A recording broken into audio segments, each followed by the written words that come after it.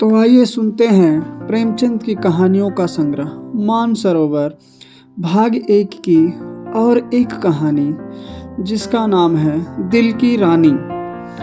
जिन वीर तुर्कों के प्रखर प्रताप से ईसाई दुनिया कांप रही थी, उन्हीं का रक्त आज कुस्तुनतुनिया की गलियों में बह रहा है। वही कुस्तुनतुनिया जो 100 साल पहले तुर्कों के आतंक से आहत हो रहा था, आज उनके गर्म रक्त से अपना कलेजा ठंडा कर रहा है। और तुर्की सेनापति 1 लाख सिपाहियों के साथ तैमूरी तेज के सामने अपनी किस्मत का फैसला सुनने के लिए खड़ा है। तैमूर ने विजय से भरी आंखें उठाई और सेनापति यजदानी की ओर देखकर सिंह के समान गरजा, क्या चाहते हो, जिंदगी या मौत? यजदानी ने गर्व से सिर उठाकर कहा, इज्जत की जिंदगी मिले तो जिंदगी, वरना मौत। तैमूर का क्रोध प्रचंड हो उठा। उसने बड़े बड़े अभिमानियों का सिर नीचे कर दिया था। यह जवाब इस अवसर पर सुनने की उसे ताव न थी। इन 1 लाख आदमियों की जान उसकी मुट्ठी में है। इन्हें वह एक क्षण में मसल सकता है। उस पर इतना अभिमान। इज्जत की जिंदगी, इसका यही तो अर्थ है कि गरीबों का जीवन अमीरों के भोग विलास पर बलिदान किया जाए। वही शराब की मजलिसें, वही अर्मीनिया और काफ की परियां। नहीं, तैमूर ने खलीफा बायजीद का घमंड इसलिए नहीं तोड़ा है कि तुर्कों को फिर उसी मधांग स्वाधीनता में इस्लाम का नाम डुबाने को छोड़ दे। तब उसे इतना रक्त बहाने की क्या जरूरत थी? मानव रक्त का प्रवाह संगीत का प्रवाह नहीं, रस का प्रभाव नहीं, एक विभत्स दृश्य है जिसे देखकर आंखें मुंह फेर लेती है, दृश्य सिर झुका लेता है। तैमूर हिंसक पशु नहीं है जो यह दृश्य देखने के लिए अपने जीवन की बाजी लगा दे।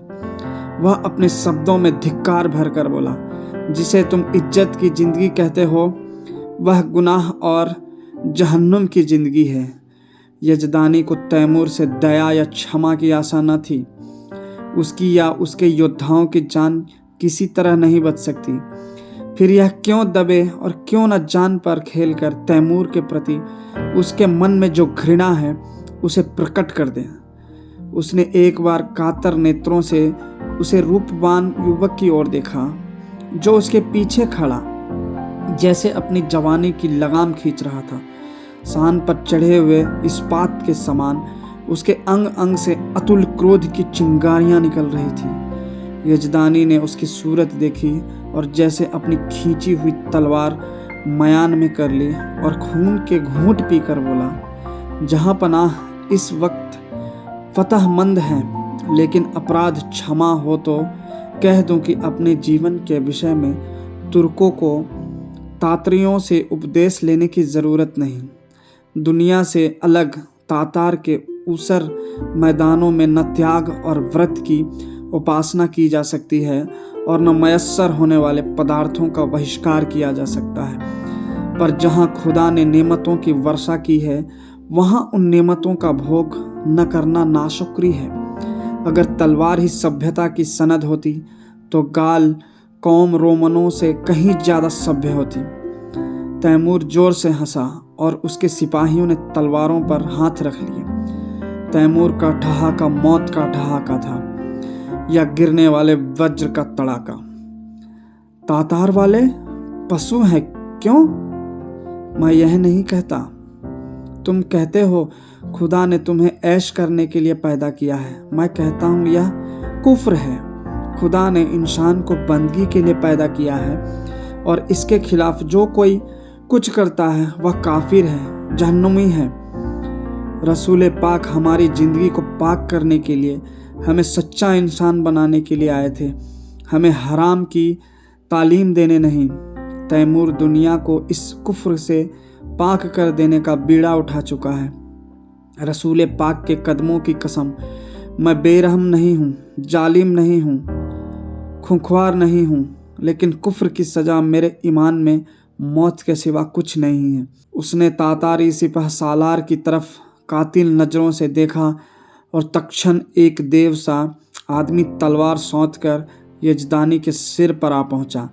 तातारी सेना भी तलवारें खींच खींच कर तुर्की सेना पर टूट पड़ी और दम के दम में कितनी ही लाशें जमीन पर फड़कने लगी। सहसा वही रूपवान युवक जो यजदानी के पीछे खड़ा था आगे बढ़कर तैमूर के सामने आया और जैसे मौत को अपनी दोनों बंधी हुई मुट्ठियों में मसलता हुआ बोला, ए अपने को मुसलमान कहने वाले बादशाह, क्या यही वह इस्लाम है जिसकी तबलीग का तूने बीड़ा उठाया है? इस्लाम की यही तालीम है कि तू उन बहादुरों का इस बेदर्दी से खून बहाए जिन्होंने इसके सिवा कोई गुनाह नहीं किया कि अपने खलीफा और मुल्क की हिमायत की। चारों तरफ सन्नाटा छा गया। एक युवक जिसकी अभी मसे भी ना भीगी थी, तैमूर जैसे तेजस्वी बादशाह का इतने खुले हुए शब्दों में तिरस्कार करे और उसकी जबान तालू से ना खिंचवा ली जाए। सभी स्तंभित हो रहे थे और तैमूर सम्मोहित सा बैठा उस युवक की ओर ताक रहा था। युवक ने तातारी सिपाहियों की तरफ, जिनके चेहरों पर कुतूहलमय प्रोत्साहन झलक रहा था, देखा और बोला, तू इन मुसलमानों को काफिर कहता है और समझता है कि तू इन्हें कत्ल करके खुदा और इस्लाम की खिदमत कर रहा है।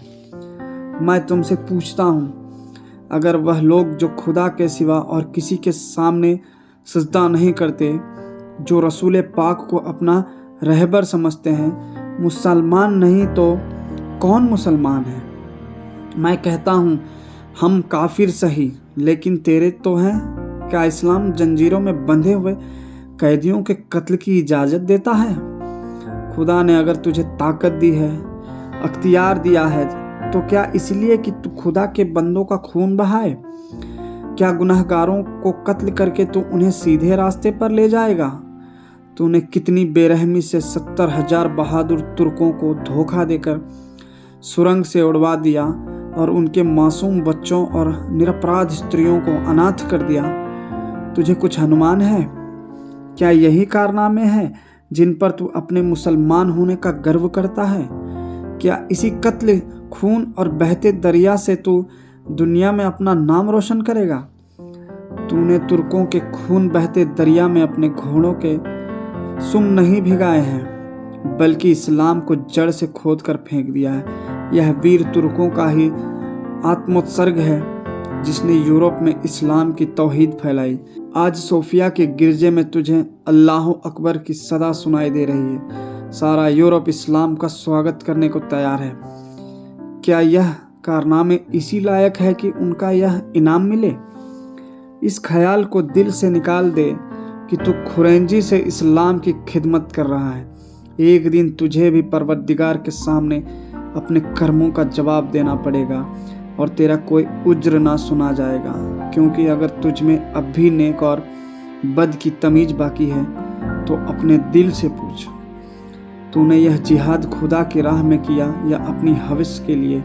और मैं जानता हूँ तुझे जो जवाब मिलेगा वह तेरी गर्दन शर्म से झुका देगा। खलीफा अभी सिर झुकाए ही था कि यजदानी ने कांपते हुए शब्दों में अर्ज की, जहां पनाह, यह गुलाम का लड़का है, इसके दिमाग में कुछ फितूर है। हुजूर इसकी गुस्ताखियों को मुआफ़ करें, मैं उसकी सज़ा झेलने को तैयार हूँ। तैमूर उस युवक के चेहरे की तरफ स्थिर नेत्रों से देख रहा था। आज जीवन में पहली बार उसे निर्भीक शब्दों को सुनने का अवसर मिला। उसके सामने बड़े बड़े सेनापतियों, मंत्रियों और बादशाहों की जबान ना खुलती थी। वह जो कुछ कहता था वही कानून था। किसी को उसमें चूं करने की ताकत न थी। उनकी खुशामदों ने उसकी अहमानियता को आसमान पर चढ़ा दिया था। उसे विश्वास हो गया था कि खुदा ने इस्लाम को जगाने और सुधारने के लिए ही उसे दुनिया में भेजा है। उसने पैगंबरी का दावा तो नहीं किया, पर उसके मन में यह भावना दृढ़ हो गई थी। इसलिए जब आज एक युवक ने प्राणों का मोह छोड़कर उसकी कीर्ति का पर्दा खोल दिया तो उसकी चेतना जैसे जाग उठी। उसके मन में क्रोध और हिंसा की जगह श्रद्धा का उदय हुआ। उसकी आंखों का एक इशारा इस युवक की जिंदगी का चिराग गुल कर सकता था। उसकी संसार विजयनी शक्ति के सामने यह दुधमुहा बालक मानो अपने नन्हे नन्हे हाथों से समुद्र के प्रवाह को रोकने के लिए खड़ा हो। कितना हास्यास्पद साहस था, पर उसके साथ ही कितना आत्मविश्वास से भरा हुआ। तैमूर को ऐसा जान पड़ा कि इस निहत्थे बालक के सामने वह कितना निर्बल है। मनुष्य में ऐसे साहस का एक ही स्तोत्र हो सकता है, और वह सत्य और अटल विश्वास है। उसकी आत्मा दौड़कर उस युवक के दामन में चिमट जाने के लिए अधीर हो गई। वह दार्शनिक न था जो सत्य में शंका करता है, वह सरल सैनिक था जो असत्य को विश्वास के साथ सत्य बना देता है। यजदानी ने उसी स्वर में कहा, जहाँ पनाह, इसकी बदजवानी का ख्याल ना फरमावे। तैमूर ने तुरंत तख्त से उठकर यजदानी को गले से लगा लिया और बोला, काश ऐसी गुस्ताखियों और बदजवानियों के सुनने का पहले इत्तेफाक होता तो आज इतने बेगुनाहों का खून मेरी गर्दन पर ना होता। मुझे इस जवान में किसी फरिश्ते की रूह का जलवा नजर आता है जो मुझ जैसे गुमराहों को सच्चा रास्ता दिखाने के लिए भेजी गई है। मेरे दोस्त, तुम खुशनसीब हो कि ऐसे फरिश्ता सिफत बेटे के बाप हो। क्या मैं उसका नाम पूछ सकता हूँ? यजदानी पहले आत्मसपरस्त था, पीछे मुसलमान हो गया था, पर अभी तक कभी कभी उसके मन में शंकाएं उठते रहती थी कि उसने क्यों इस्लाम कबूल किया। जो कैदी फांसी के तख्ते पर खड़ा सूखा जा रहा था कि एक क्षण में रस्सी उसकी गर्दन में पड़ेगी और वह लटकता रह जाएगा। उसे जैसे किसी फरिश्ते ने गोद में ले लिया। वह गदगद कंठ से बोला, उसे हबीब कहते हैं। तैमूर ने युवक के सामने जाकर उसका हाथ पकड़ लिया और उसे आंखों से लगाता हुआ बोला, मेरे जवान दोस्त, तुम सचमुच खुदा के हबीब हो। मैं वह गुनहगार हूँ जिसने अपनी जहालत में हमेशा अपने गुनाहों को सवाब समझा, इसलिए कि मुझसे कहा जाता था तेरी जात बेऐब है। आज मुझे यह मालूम हुआ कि मेरे हाथों इस्लाम को कितना नुकसान पहुँचा। आज से मैं तुम्हारा ही दामन पकड़ता हूँ। तुम ही मेरे खिज्र, तुम ही मेरे रहनुमा हो। मुझे यकीन हो गया कि तुम्हारे ही वसीले से मैं खुदा की दरगाह तक पहुँच सकता हूँ। यह कहते हुए इसने युवक के चेहरे पर नजर डाली तो उस पर शर्म की लाली छाई हुई थी। उस कठोरता की जगह मधुर संकोच झलक रहा था। युवक ने सिर झुकाकर कहा, यह हुजूर की कदरदानी है, वरना मेरी क्या हस्ती है। तैमूर ने उसे खींचकर अपनी बगल के तख्त पर बिठा दिया और अपने सेनापति को हुक्म दिया, सारे तुर्क कैदी छोड़ दिए जाएं, उनके हथियार वापस कर दिए जाए और जो माल लूटा गया है वह सिपाहियों में बराबर बांट दिया जाए। वजीर तो इधर इस हुक्म की तामील करने लगा, उधर तैमूर हबीब का हाथ पकड़े हुए अपने खेमे में गया और दोनों मेहमानों की दावत का प्रबंध करने लगा। और जब भोजन समाप्त हो गया तो उसने अपने जीवन की सारी कथा रो रो कर कह सुनाई, जो आदि से अंत तक मिश्रित पशुता और बर्बरता के कृत्यों से भरी हुई थी। और उसने यह सब कुछ इस भ्रम में किया कि वह ईश्वरीय आदेश का पालन कर रहा है। वह खुदा को कौन मुंह दिखाएगा। रोते रोते उसकी हिचकियां बंध गई। अंत में उसने हबीब से कहा, मेरे जवान दोस्त, अब मेरा बेड़ा आप ही पार लगा सकते हैं।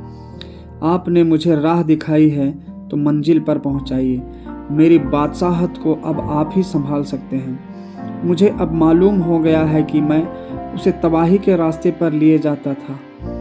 मेरे आपसे यही इल्तिजा है कि आप उसकी वजारत कबूल करें। देखिए, खुदा के लिए इनकार न कीजिएगा, वरना मैं कहीं का नहीं रहूँगा। यजदानी ने अर्ज की, हुजूर इतनी कदरदानी फरमाते हैं तो आपकी इनायत है, लेकिन अभी इस लड़के की उम्र ही क्या है।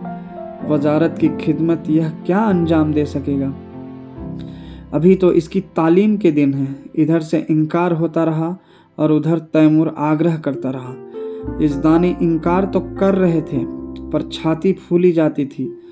मूसा आग लेने गए थे, पैगंबरी मिल गई। कहाँ मौत के मुंह में जा रहे थे, वजारत मिल गई। लेकिन यह शंका भी थी कि ऐसे अस्थिर चित्त आदमी का क्या ठिकाना।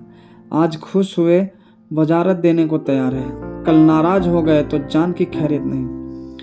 उन्हें हबीब की लियाकत पर भरोसा था, फिर भी जी डरता था कि पीराने देश में ना जाने कैसी पड़े, कैसी ना पड़े। दरबार वालों में षड्यंत्र होते ही रहते हैं। हबीब नेक है, समझदार है, अवसर पहचानता है, लेकिन वह तजर्बा कहाँ से लाएगा जो उम्र ही से आता है। उन्होंने इस प्रश्न पर विचार करने के लिए एक दिन की मोहलत मांगी और रुखसत हुए। हबीब यजदानी का लड़का नहीं, लड़की थी। उसका नाम उम्तुल हबीब था। जिस वक्त यजदानी और उसकी पत्नी मुसलमान हुए तो लड़की की उम्र कुल 12 साल की थी, पर प्रकृति ने उसे बुद्धि और प्रतिभा के साथ विचार स्वातंत्र भी प्रदान किया था।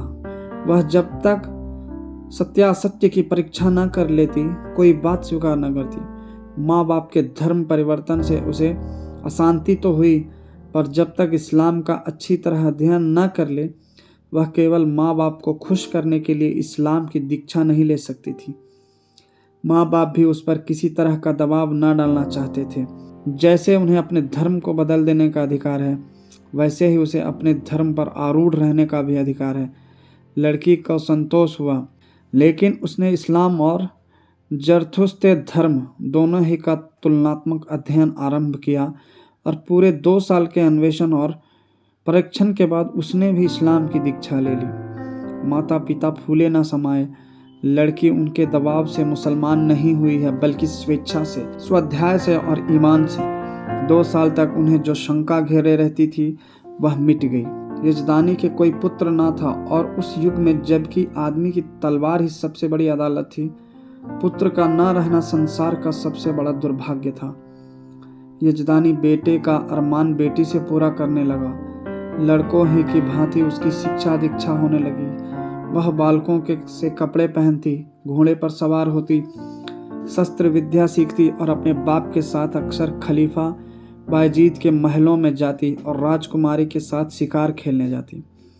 इसके साथ ही वह दर्शन, काव्य, विज्ञान और अध्यात्म का भी अभ्यास करती थी। यहाँ तक कि 16वें वर्ष में वह फौजी विद्यालय में दाखिल हो गई और 2 साल के अंदर वहाँ की सबसे ऊंची परीक्षा पास करके फौज में नौकर हो गई। शस्त्र विद्या और सेना संचालन कला में इतनी निपुण थी और खलीफा बायजीद उसके चरित्र से इतना प्रसन्न था कि पहले ही पहल उसे 1000 मनसब मिल गया। ऐसी युवती के चाहने वालों की क्या कमी।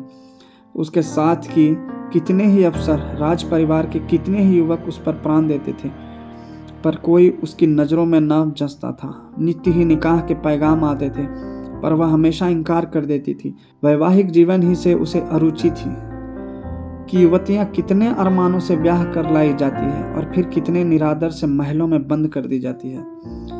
उनका भाग्य पुरुषों की दया के अधीन है। अक्सर ऊंचे घरानों की महिलाओं से उसको मिलने जुलने का अवसर मिलता था। उनके मुख से उनकी करुण कथा सुनकर वह वैवाहिक पराधीनता से और भी घृणा करने लगती थी और यजदानी उसकी स्वाधीनता में बिल्कुल बाधा ना देता था। लड़की स्वाधीन है, उसकी इच्छा हो विवाह करे या कंवारी रहे, वह अपनी आप मुख्तार है। उसके पास पैगाम आते तो वह साफ जवाब दे देता, मैं इस बारे में कुछ नहीं जानता, इसका फैसला वही करेगी। यद्यपि एक युवती का पुरुष वेश में रहना, युवकों से मिलना जुलना समाज में आलोचना का विषय था, पर यजदानी और उसकी स्त्री दोनों ही को उसके सतीत्व पर विश्वास था। हबीब के व्यवहार और आचार में उन्हें कोई ऐसी बात नजर न आती थी जिससे उन्हें किसी तरह की शंका होती। यौवन की आंधी और लालसाओं के तूफान में वह 24 वर्षों की वीरबला अपने हृदय की संपत्ति लिए अटल और अजय खड़ी थी, मानो सभी युवक उसके सगे भाई हैं। कुस्तून दुनिया में कितनी खुशियां मनाई गई, हबीब का कितना सम्मान और स्वागत हुआ, उसे कितनी बधाइयां मिली, यह सब लिखने की बात नहीं। शहर तबाह हुआ जाता था। संभव था आज उसके महलों और बाजारों से आग की लपटें निकलती होती। राज्य और नगर को उस कल्पनातीत विपत्ति से बचाने वाला आदमी कितने आदर, प्रेम, श्रद्धा और उल्लास का पात्र होगा, इसकी तो कल्पना भी नहीं की जा सकती। उस पर कितने फूलों और कितने लाल जवाहरों की वर्षा हुई, इसका अनुमान तो कोई कवि ही कर सकता है। और नगर की महिलाएं हृदय के अक्षय भंडार से असीसें निकाल कर उस पर लुटाती थी और गर्व से फूली हुई उसका मुंह निहार कर अपने को धन्य मानती थी। उसने देवियों का मस्तक ऊंचा कर दिया था। रात को तैमूर के प्रस्ताव पर विचार होने लगा। सामने गद्देदार कुर्सी पर यजदानी था, सौम्य, विशाल और तेजस्वी। उसकी दाहिनी तरफ उसकी पत्नी थी, ईरानी लिबास में, आंखों में दया और विश्वास की ज्योति भरे हुए। बाईं तरफ उम्मतुल हबीब थी, जो इस समय रमणीय वेश में मोहिनी बनी हुई थी, ब्रह्मचर्य के तेज से दीप्त। यजदानी ने प्रस्ताव का विरोध करते हुए कहा, मैं अपनी तरफ से कुछ नहीं कहना चाहता, लेकिन यदि मुझे सलाह देने का अधिकार है तो मैं स्पष्ट कहता हूँ कि तुम्हें इस प्रस्ताव को कभी स्वीकार न करना चाहिए। तैमूर से यह बात बहुत दिन तक छिपी नहीं रह सकती कि तुम क्या हो। उस वक्त क्या परिस्थिति होगी मैं नहीं कह सकता, और यहाँ इस विषय में जो कुछ टीकाएं होंगी वह तुम मुझसे ज़्यादा जानते हो। यहाँ मैं मौजूद था और कुत्सा को मुंह न खोलने देता था, पर वहाँ तुम अकेली रहोगी और कुत्सा को मनमाने आरोप करने का अवसर मिलता रहेगा। उसकी पत्नी स्वेच्छा को इतना महत्व न देना चाहती थी। बोली, मैंने सुना है तैमूर निगाहों का अच्छा आदमी नहीं है। मैं किसी तरह तुझे न जाने दूंगी। कोई बात हो जाए तो सारी दुनिया हंसे। यूं ही हंसने वाले क्या कम है। इसी तरह स्त्री पुरुष बड़ी देर तक ऊंच नीच सुझाते और तरह तरह की शंकाएं करते रहे, लेकिन हबीब मौन साधे बैठी हुई थी। यजदानी ने समझा हबीब भी उनसे सहमत है। इनकार की सूचना देने के लिए ही था कि हबीब ने पूछा, अब तैमूर से क्या कहेंगे? यही जो यहाँ तय हुआ। मैंने तो अभी कुछ नहीं कहा। मैंने तो समझा तुम भी हमसे सहमत हो। जी नहीं, आप उनसे जाकर कह दे मैं स्वीकार करती हूँ। माता ने छाती पर हाथ रखकर कहा, यह क्या गजब करती है बेटी। सोच तो दुनिया क्या कहेगी। यजदानी भी सिर थाम कर बैठ गए, मानो हृदय में गोली लग गई हो। मुंह से एक शब्द भी न निकला। हबीब त्योरियों पर बल डालकर बोली, अम्मी जान, मैं आपके हुक्म से जौ भर भी मुंह नहीं फेरना चाहती। आपको पूरा अख्तियार है, मुझे जाने दे या ना दे, लेकिन मुल्क की खिदमत का ऐसा मौका शायद मुझे ज़िंदगी में फिर ना मिले। इस मौके को हाथ से खो देने का अफसोस मुझे उम्र भर रहेगा। मुझे यकीन है कि अमीर तैमूर को मैं अपनी दियानत, बेगर्जी और सच्ची वफादारी से इंसान बना सकती हूँ, और शायद उसके हाथों खुदा के बंदों का खून इतनी कसरत से ना बहे। वह दिलेर है मगर बेरहम नहीं। कोई दिलेर आदमी बेरहम नहीं हो सकता। उसने अब तक जो कुछ किया है मजहब के अंधे जोश में किया है। आज खुदा ने मुझे वह मौका दिया है कि मैं उसे दिखा दूं कि मजहब खिदमत का नाम है, लूट और कत्ल का नहीं। अपने बारे में मुझे मुतलक अंदेशा नहीं है। मैं अपनी हिफाजत आप कर सकती हूँ। मुझे दावा है कि अपने फ़र्ज को नेक नियति से अदा करके मैं दुश्मनों की जुबान भी बंद कर सकती हूँ। और मान लीजिए मुझे नाकामी भी हो, तो क्या सच्चाई और हक के लिए कुर्बान हो जाना ज़िंदगी की सबसे शानदार फतह नहीं है? अब तक मैंने जिस उसूल पर ज़िंदगी बसर की है उसने मुझे धोखा नहीं दिया, और उसी के फैज़ से आज मुझे यह दर्जा हासिल हुआ है जो बड़े बड़ों के लिए ज़िंदगी का ख्वाब है। मेरे आजमाए हुए दोस्त मुझे कभी धोखा नहीं दे सकते। तैमूर पर मेरी हकीकत खुल भी जाए तो क्या खौफ। मेरी तलवार मेरी हिफाजत कर सकती है। शादी पर मेरे ख्याल आपको मालूम है। अगर मुझे कोई ऐसा आदमी मिलेगा जिसे मेरी रूह कबूल करती हो, जिसकी जात अपनी हस्ती को खोकर मैं अपनी रूह को ऊंचा उठा सकूं, तो मैं उसके कदमों पर गिरकर अपने को उसकी नज़र कर दूंगी। यजदानी ने खुश होकर बेटी को गले लगा लिया। उसकी स्त्री इतनी जल्द आश्वस्त न हो सकी। वह किसी तरह बेटी को अकेली ना छोड़ेगी, उसके साथ वह भी जाएगी। कई महीने गुजर गए। युवक हबीब तैमूर का वजीर है, लेकिन वास्तव में वही बादशाह है। तैमूर उसी की आंखों से देखता है, उसी के कानों से सुनता है और उसी की अक्ल से सोचता है। वह चाहता है हबीब आठों पहर उसके पास रहे। उसके सामीप्य में उसे स्वर्ग सा सुख मिलता है। समरकंद में एक प्राणी भी ऐसा नहीं जो उससे जलता हो। उसके बर्ताव ने सभी को मुग्ध कर दिया है, क्योंकि वह इंसाफ से जौ भर भी कदम नहीं हटाता। जो लोग उसके हाथों चलती हुई न्याय की चक्की में पिस जाते हैं, वे भी उससे सद्भाव ही रखते हैं, क्योंकि वह न्याय को जरूरत से ज्यादा कटु नहीं होने देता। संध्या हो गई थी, राज्य कर्मचारी जा चुके थे, समाधान में मोम की बत्तियां जल रही थी, अगर की सुगंध से सारा दीवान खान महक रहा था। हबीब उठने ही को था कि चौबेदार ने खबर दी, हुजूर जहां पनाह तशरीफ ला रहे हैं। हबीब इस खबर से कुछ प्रसन्न नहीं हुआ। अन्य मंत्रियों की भांति वह तैमूर की सोहबत का भूखा नहीं है। वह हमेशा तैमूर से दूर रहने की चेष्टा करता है। ऐसा शायद ही कभी हुआ हो कि उसने शाही दस्तरखान पर भोजन किया हो। तैमूर की मजलिसों में भी वह कभी शरीक नहीं होता। उसे जब शांति मिलती है तब एकांत में अपनी माता के पास बैठकर दिन भर का माजरा उससे कहता है और वह उस पर अपनी पसंद की मुहर लगा देती है। उसने द्वार पर जाकर तैमूर का स्वागत किया। तैमूर ने मसनद पर बैठते हुए कहा, मुझे ताज्जुब होता है कि तुम इस जवानी में जाहिदों की सी जिंदगी कैसे बसर करते हो हबीब। खुदा ने तुम्हें वह हुस्न दिया है कि हसीन से हसीन नाजनीन भी तुम्हारी माशूक बनकर अपने को खुशनसीब समझेगी।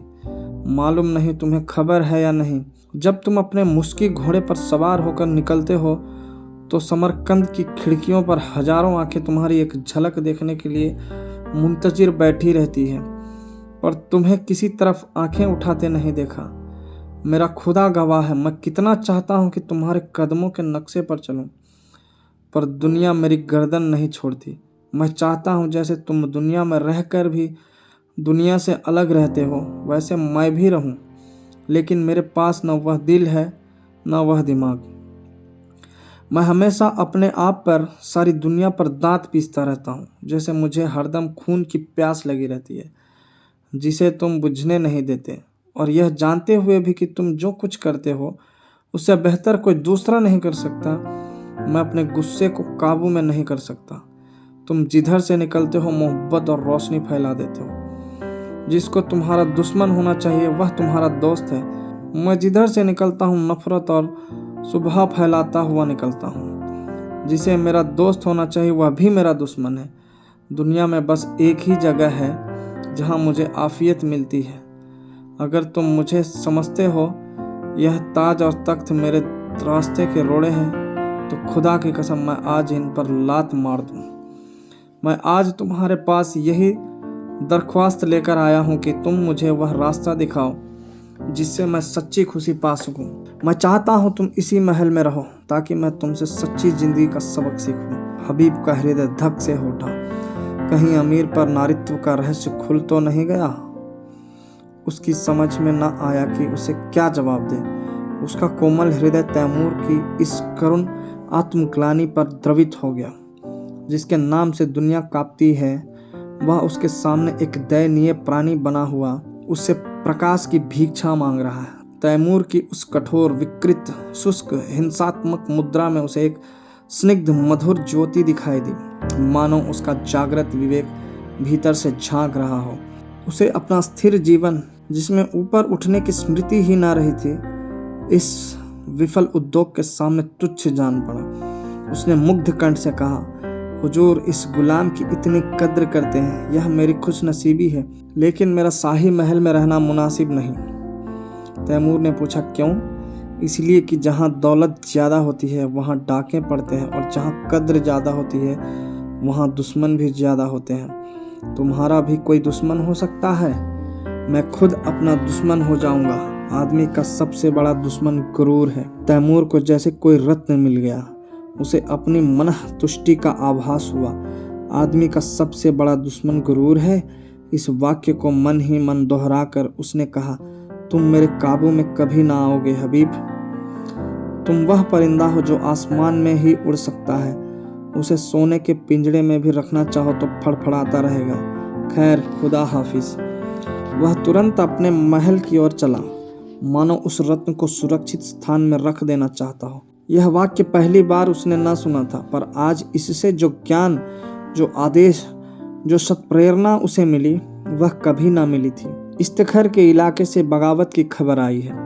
हबीब को शंका है कि तैमूर वहां पहुंचकर कहीं कत्लेआम न कर दे। वह शांतिमय उपायों से इस विद्रोह को ठंडा करके तैमूर को दिखाना चाहता है कि सद्भावना में कितनी शक्ति है। तैमूर उसे इस मुहिम पर नहीं भेजना चाहता, लेकिन हबीब के आग्रह के सामने बेबस है। हबीब को जब और कोई युक्ति न सूझी तो उसने कहा, गुलाम के रहते हुए हुजूर अपनी जान खतरे में डाले, यह नहीं हो सकता। तैमूर मुस्कुराया, मेरी जान की तुम्हारी जान के मुकाबले में कोई हकीकत नहीं है हबीब। फिर मैंने तो कभी जान की परवाह न की। मैंने दुनिया में कत्ल और लूट के सिवा और क्या यादगार छोड़ी। मेरे मर जाने पर दुनिया मेरे नाम को रोएगी नहीं। यकीन मानो, मेरे जैसे लुटेरे हमेशा पैदा होते रहेंगे, लेकिन खुदा ना करे तुम्हारे दुश्मनों को कुछ हो गया तो यह सल्तनत खाक में मिल जाएगी, और तब मुझे भी सीने में खंजर चुभा लेने के सिवा और कोई रास्ता ना रहेगा। मैं नहीं कह सकता हबीब तुमसे मैंने कितना पाया। काश 10-5 साल पहले तुम मुझे मिल जाते तो तैमूर तारीख में इतना रुसियाह न होता। आज अगर ज़रूरत पड़े तो मैं अपने जैसों 100 तैमूरों को तुम्हारे ऊपर निसार कर दूं। यही समझ लो कि मेरी रूह को अपने साथ लिए जा रहे हो। आज मैं तुमसे कहता हूँ हबीब कि मुझे तुमसे इश्क है, इसे मैं अब जान पाया हूँ, मगर इसमें क्या बुराई है कि मैं भी तुम्हारे साथ चलूं। हबीब ने धड़कते हुए हृदय से कहा, अगर मैं आपकी ज़रूरत समझूंगा तो इत्तला दूंगा। तैमूर ने दाढ़ी पर हाथ रखकर कहा, जैसी तुम्हारी मर्जी, लेकिन रोजाना कासीद भेजते रहना, वरना शायद मैं बेचैन होकर चला आऊं। तैमूर ने कितनी मोहब्बत से हबीब के सफ़र की तैयारियां की। तरह तरह के आराम और तकल्लुफ़ की चीज़ें उसके लिए जमा की। उस कोहिस्तान में यह चीज़ें कहाँ मिलेगी। वह ऐसा संलग्न था मानो माता अपनी लड़की को ससुराल भेज रही हो। जिस वक्त हबीब फौज के साथ चला तो सारा समरकंद उसके साथ था, और तैमूर आंखों पर रुमाल रखे अपने तख्त पर ऐसा सिर झुकाए बैठा था मानो कोई पक्षी आहत हो गया हो। इस्तखर अर्मनी ईसाइयों का इलाका था। मुसलमानों ने उन्हें परास्त करके वहां अपना अधिकार जमा लिया था और ऐसे नियम बना दिए थे जिससे ईसाइयों को पग पग अपनी पराधीनता का स्मरण होता रहता था। पहला नियम जजिये का था, जो हर एक ईसाई को देना पड़ता था, जिससे मुसलमान मुक्त थे। दूसरा नियम यह था कि गिरजों में घंटा न बजे। तीसरा नियम मदिरा का था, जिसे मुसलमान हराम समझते थे। ईसाइयों ने इन नियमों का क्रियात्मक विरोध किया, और जब मुसलमान अधिकारियों ने शस्त्र बल से काम लेना चाहा तो ईसाइयों ने बगावत कर दी। मुसलमान सूबेदार को कैद कर लिया और किले पर सलीबी झंडा उड़ने लगा। हबीब को यहाँ आज दूसरा दिन है, पर इस समस्या को कैसे हल करें। उसका उदार हृदय कहता था, ईसाइयों पर इन बंधनों का कोई अर्थ नहीं। हर एक धर्म का समान रूप से आदर होना चाहिए, लेकिन मुसलमान इन कैदों को हटा देने पर कभी राजी न होंगे। और यह लोग मान भी जाए तो तैमूर क्यों मानने लगा। उसके धार्मिक विचारों में कुछ उदारता ही है, फिर भी वह इन कैदों को उठाना कभी मंजूर ना करेगा। लेकिन क्या वह ईसाइयों को सजा दे कि वे अपने धार्मिक स्वाधीनता के लिए लड़ रहे हैं, जिसे वह सत्य समझता है, उसकी हत्या कैसे करे? नहीं, उसे सत्य का पालन करना होगा, चाहे इसका नतीजा कुछ भी हो। अमीर समझेंगे मैं ज़रूरत से ज़्यादा बढ़ा जा रहा हूँ, कोई मुजायका नहीं। दूसरे दिन हबीब ने प्रातःकाल डंके की चोट ऐलान कराया। जजिया माफ़ किया गया। शराब और घंटों पर कोई कैद नहीं है। मुसलमानों में तहलका पड़ गया। यह कुफ्र है, हराम परस्ती है। अमीर तैमूर ने जिस इस्लाम को अपने खून से सींचा, उसकी जड़ उन्हीं के वजीर हबीब पाशा के हाथों खुद रही है। पाशा पलट गया। शाही फौज मुसलमानों से जा मिली। हबीब ने इस्तिखार के किले में पनाह ली। मुसलमानों की ताकत शाही फौज के मिल जाने से बहुत बढ़ गई थी। उन्होंने किला घेर लिया और यह समझकर कि हबीब ने तैमूर से बगावत की है, तैमूर के पास इसकी सूचना देने और परिस्थिति समझाने के लिए कासीद भेजा। आधी रात गुजर चुकी थी। तैमूर को 2 दिनों से इफ्तिखार की कोई खबर न मिली थी। तरह तरह की शंकाएं हो रही थी। मन में पछतावा हो रहा था कि उसने क्यों हबीब को अकेला जाने दिया। माना कि वह बड़ा नीति कुशल है, पर बगावत कहीं जोर पकड़ गई तो मुट्ठी भर आदमियों से वह क्या कर सकेगा। और बगावत यकीनन जोर पकड़ेगी। वहाँ के ईसाई बला के सर्कस है। जब उन्हें मालूम होगा कि तैमूर की तलवार में जंग लग गया और उसे अब महलों की जिंदगी पसंद है, तो उनकी हिम्मत दूनी हो जाएगी। हबीब कहीं दुश्मनों से घिर गया तो बड़ा गजब हो जाएगा। उसने अपने जानू पर हाथ मारा और पहलू बदलकर अपने ऊपर झुंझलाया। वह इतना परस्त हिम्मत क्यों हो गया? क्या उसका तेज और शौर्य उससे विदा हो गया? जिसका नाम सुनकर दुश्मन में कंपन पड़ जाता था, वह आज अपना मुंह छिपाकर महलों में बैठा हुआ है। दुनिया की आंखों में इसका यही अर्थ हो सकता है कि तैमूर अब मैदान का शेर नहीं, कालीन का शेर हो गया। हबीब फरिश्ता है जो इंसानों की बुराइयों से वाकिफ नहीं, जो रहम और साफ दिली और बेगर्जी का देवता है। वह क्या जाने इंसान कितना शैतान हो सकता है।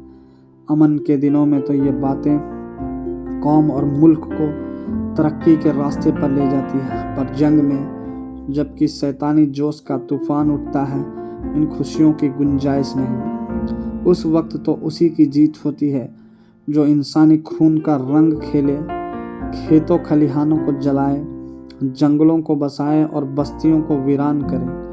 अमन का कानून जंग के कानून से जुदा है। सहसा चौबदार ने इफ्तिखार से एक कासीद के आने की खबर दी। कासीद ने जमीन चूमी और एक किनारे अदब से खड़ा हो गया। तैमूर का रौब ऐसा छा गया कि जो कुछ कहने आया था वह भूल गया। तैमूर ने त्योरियां चढ़ाकर पूछा, क्या खबर लाया है? 3 दिन के बाद आया भी तो इतनी रात गए। कासीद ने फिर जमीन चूमी और बोला, खुदाबंद वजीर साहब ने जजिया मुआफ कर दिया। तैमूर गरज उठा, क्या कहता है? जजिया माफ कर दिया? हाँ खुदाबंद। किसने? वजीर साहब ने। किसके हुक्म से? अपने हुक्म से हुजूर। और हुजूर शराब का भी हुक्म दे दिया है। गिरजों में घंटे बजाने का भी हुक्म हो गया है। और खुदाबंद ईसाइयों से मिलकर मुसलमानों पर हमला कर दिया। तो मैं क्या करूं? हुजूर हमारे मालिक है। अगर हमारी कुछ मदद न हुई तो वहाँ के एक मुसलमान भी जिंदा न बचेगा। हबीब पासा इस वक्त कहाँ है? इफ्तिखार के किले में हुजूर। और मुसलमान क्या कर रहे हैं? हमने ईसाइयों को किले में घेर लिया है, उन्हीं के साथ हबीब को भी। हाँ हुजूर, वह हुजूर से बागी हो गए और इसलिए मेरे वफादार इस्लाम के खादिमों ने उन्हें कैद कर रखा है। मुमकिन है मेरे पहुँचते पहुँचते उन्हें कत्ल भी कर दें। बच्चात दूर हो जा मेरे सामने से। मुसलमान समझते हैं हबीब मेरा नौकर है और मैं उसका आका हूँ। यह गलत है, झूठ है। इस सल्तनत का मालिक हबीब है। तैमूर उसका अदना गुलाम है। उसके फैसले में तैमूर दस्तंदाजी नहीं कर सकता। बेशक जजिया मुआफ होना चाहिए। मुझे मजाज नहीं कि दूसरे मजहब वालों से उनके ईमान का तावान लूं। कोई मजाज नहीं है। अगर मस्जिद में अजान होती है तो कलीसा में घंटा क्यों बजे? घंटे की आवाज़ में कुफ्र नहीं है। काफिर वह है जो दूसरों का हक छीन ले, जो गरीबों को सताए, दगाबाज हो, खुदगरज हो। काफिर वह नहीं जो मिट्टी या पत्थर के एक टुकड़े में खुदा का नूर देखता हो, जो नदियों और पहाड़ों में, दरख्तों और झाड़ियों में खुदा का जलवा पाता हो। वह हमसे और तुमसे ज़्यादा खुदा परस्त है। जो मस्जिद में खुदा को बंद समझते हैं, तू समझता है मैं कुफ्र बक रहा हूँ? किसी को काफिर समझना ही कुफ्र है। हम सब खुदा के बंदे हैं, सब। बस जा और उन बागी मुसलमानों से कह दे, अगर फौरन मुहासरा ना उठा लिया गया तो तैमूर कयामत की तरह आ पहुंचेगा। कासीद हतबुद्धि सा खड़ा ही था कि बाहर खतरे का बिगुल बज उठा और फौजें किसी समर यात्रा की तैयारी करने लगे। तीसरे दिन तैमूर इफ्तिखार पहुंचा तो किले का मुहासरा उठ चुका था। किले की तोपों ने उसका स्वागत किया। हबीब ने समझा तैमूर ईसाइयों को सजा देने आ रहा है। ईसाइयों के हाथ पांव फूले हुए थे, मगर हबीब मुकाबले के लिए तैयार था। ईसाइयों के स्वप्न की रक्षा में यदि जान भी जाए तो कोई गम नहीं। इस मामले पर किसी तरह का समझौता नहीं हो सकता। तैमूर अगर तलवार से काम लेना चाहता है तो उसका जवाब तलवार से दिया जाएगा। मगर यह क्या बात है, शाही फौज सफ़ेद झंडा दिखा रही है। तैमूर लड़ने नहीं सुलह करने आया है। उसका स्वागत दूसरी तरह का होगा। ईसाई सरदारों को साथ लिए हबीब किले के बाहर निकला। तैमूर अकेला घोड़े पर सवार चला आ रहा था। हबीब घोड़े से उतरकर आदाब बजा लाया। तैमूर घोड़े से उतर पड़ा और हबीब का माथा चूम लिया और बोला, मैं सब सुन चुका हूँ हबीब, तुमने बहुत अच्छा किया और वही किया जो तुम्हारे सिवा दूसरा नहीं कर सकता था। मुझे जजिया लेने का या ईसाइयों से मजहबी हक छीनने का कोई मजाज न था। मैं आज दरबार करके इन बातों की तस्दीक कर दूंगा और तब मैं एक ऐसी तजवीज़ बताऊंगा जो कई दिन से मेरे जहन में आ रही है और मुझे उम्मीद है कि तुम उसे मंजूर कर लोगे। मंजूर करना पड़ेगा। हबीब के चेहरे का रंग उड़ रहा था। कहीं हकीकत खुल तो नहीं गई। वह क्या तजवीज़ है? उसके मन में खलबली पड़ गई। तैमूर ने मुस्कुरा कर पूछा, तुम मुझसे लड़ने को तैयार थे? हबीब ने शर्माते हुए कहा, हक के सामने अमीर तैमूर की भी कोई हकीकत नहीं। बेशक बेशक, तुम में फरिश्तों का दिल है तो शेरों की हिम्मत भी है, लेकिन अफसोस यही है कि तुमने यह गुमान ही क्यों किया कि तैमूर तुम्हारे फैसले को मनसूख कर सकता है। यह तुम्हारी जात है जिसने मुझे बतलाया है कि सल्तनत किसी आदमी की जायदाद नहीं बल्कि एक ऐसा दरख्त है जिसकी हर एक शाख और पत्ती एक सी खुराक पाती है। दोनों किलों में दाखिल हुए। सूरज डूब चुका था। आन की आन में दरबार लग गया और उसमें तैमूर ने ईसाइयों के धार्मिक अधिकारों को स्वीकार किया। चारों तरफ से आवाज आई, खुदा हमारे शहंशाह की उम्र दराज करे। तैमूर ने उसे सिलसिले में कहा, दोस्तों, मैं इस दुआ का हकदार नहीं हूँ। जो चीज़ मैंने आपसे जबरन ली थी उसे आपको वापस देकर मैं दुआ का काम नहीं कर रहा हूँ। इससे कहीं ज़्यादा मुनासिब यह है कि आप मुझे लानत दें कि मैंने इतने दिनों तक आपके हकों से आपको महरूम रखा। चारों तरफ से आवाज़ आई, मरहबा मरहबा।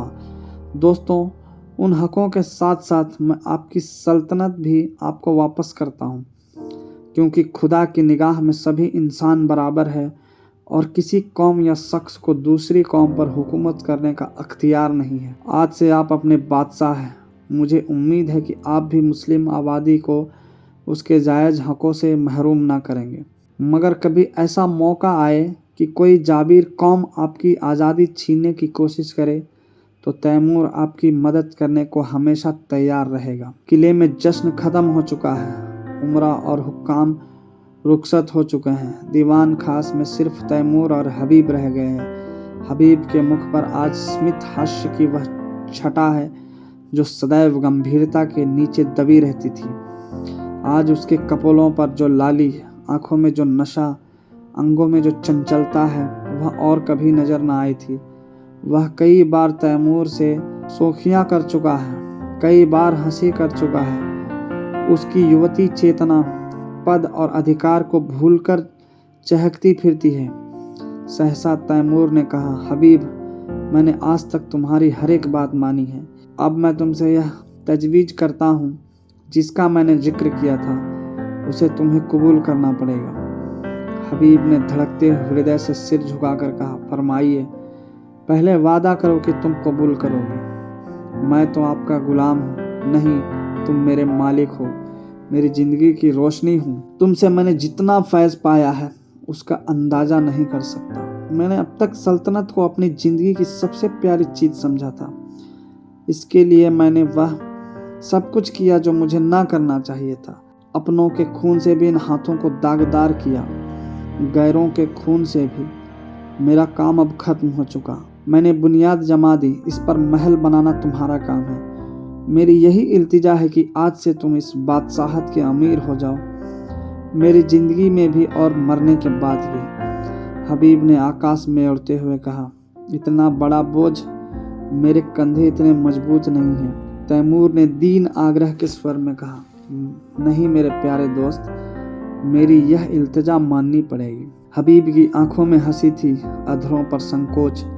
उसने आहिस्ता से कहा, मंजूर है। तैमूर ने प्रफुल्लित स्वर में कहा, खुदा तुम्हें सलामत रखे। लेकिन अगर आपको मालूम हो जाए कि हबीब एक कच्ची अक्ल की कुंवारी बालिका है तो वह मेरी बादशाहत के साथ मेरे दिल की भी रानी हो जाएगी। आपको बिल्कुल ताज्जुब नहीं हुआ? मैं जानता था कब से, जब तुमने पहली बार अपनी जालिम आंखों से मुझे देखा, मगर आपने छिपाया खूब। तुम्ही ने सिखाया, शायद मेरे सिवा यहाँ किसी को यह बात मालूम नहीं। आपने कैसे पहचान लिया? तैमूर ने मतवाली आंखों से देखकर कहा, यह ना बताऊंगा। यही हबीब तैमूर की बेगम हमीदा के नाम से मशहूर है। धन्यवाद।